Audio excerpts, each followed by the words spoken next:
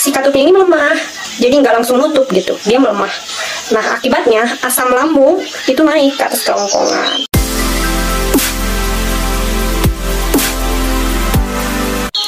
Assalamualaikum besti, hai pejuang GERD, aku juga pejuang GERD loh. Bosen gak sih sama kata-kata itu? Gak apa-apa ya, jangan bosen. Ini adalah video ketiga aku di YouTube berbagi tentang GERD ini. Nah, kemarin kan aku udah mau share nih apa yang dimaksud GERD, LPR, NCT, psikosomatis ya. Nah, kita mulai dulu dari GERD. GERD itu naiknya asam lambung ke kerongkongan, ke bagian kerongkongan. Loh, kok bisa sih naik? Bisa lah. Gini, sebelum menuju asam lambung itu kita punya katup, atau biasanya aku sebut gerbang. Nih, ini lambung, ini gerbang.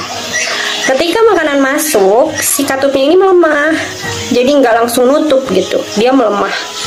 Nah, akibatnya asam lambung itu naik ke atas kerongkongan. Timbullah berbagai macam sensasi yang bikin kita ngeri gitu, takut. Sedangkan NCT itu rasa kecemasan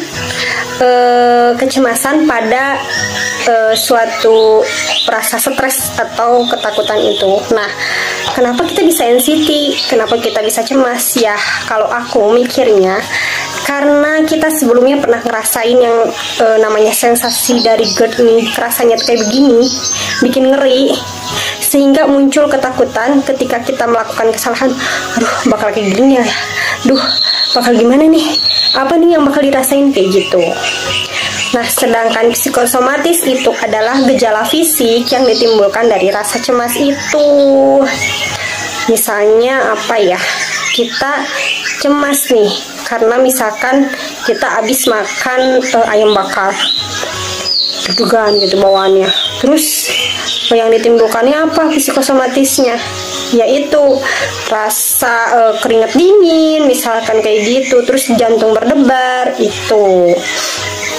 Nah, terus untuk LPR itu sering disebut dengan silent reflux juga. Kenapa? Karena dia itu munculnya itu tanpa peringatan, kadang-kadang tiba-tiba gitu.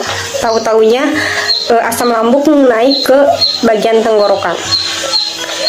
Terus kalau gejalanya, nah gejala untuk LPR sendiri itu biasanya batuk, terus meler gitu. Terus udah gitu sakit tenggorokan, tenggorokannya kayak terbakar, kayak gitu kalau LPR.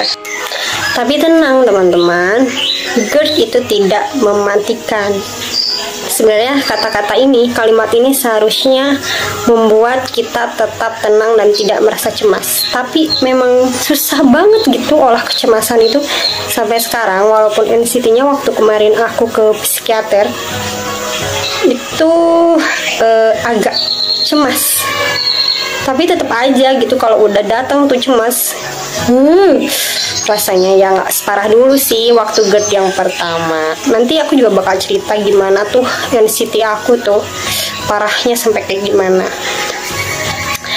Nah, setelah aku buat konten tentang GERD di TikTok, loh, kok ternyata banyak loh yang senasib gitu, banyak loh yang mengalami ini. Kalau dulu mah berasanya tabu gitu.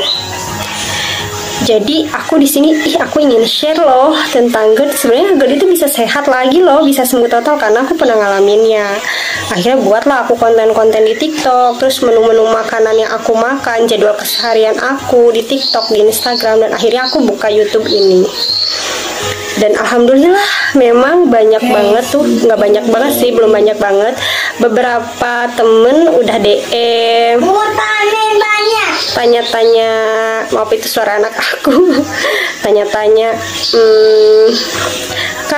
kakak minum madu apa nih, kakak herbalnya apa nih, kayak gitu-gitu. Karena aku sendiri sampai sekarang konsumsinya herbal.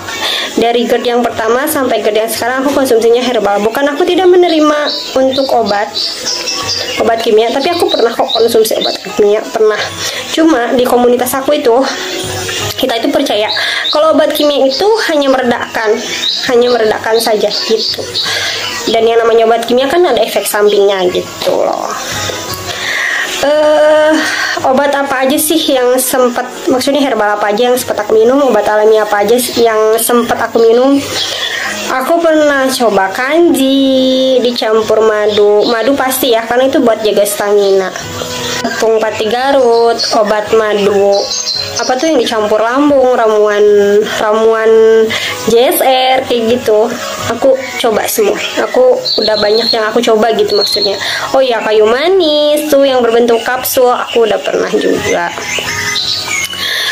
Nah, untuk apa ya, jadwal keseharian aku nanti aku pasti share.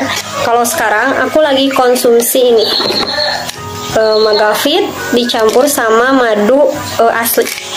Madu aslinya aku dapat dari dekat tempat ngajar aku itu, di sana ada ternakan lebah gitulah. Di sini juga aku mau menjelaskan nih respon keluarga dan teman-teman ketika aku mengalami GERD waktu yang pertama kali. Mereka itu pikir aku bawaan anak habis lahir gitu. Padahal enggak, karena kan dulu memang masih tabu soal GERD, yang dipikir lambung ya mah. Terus ibu aku nih, kamu mah itu kurang ibadah, kamu mah itu kurang iman, itu sugesti, itu lawan lah, makan katanya, makan apa aja, beras katanya gitu.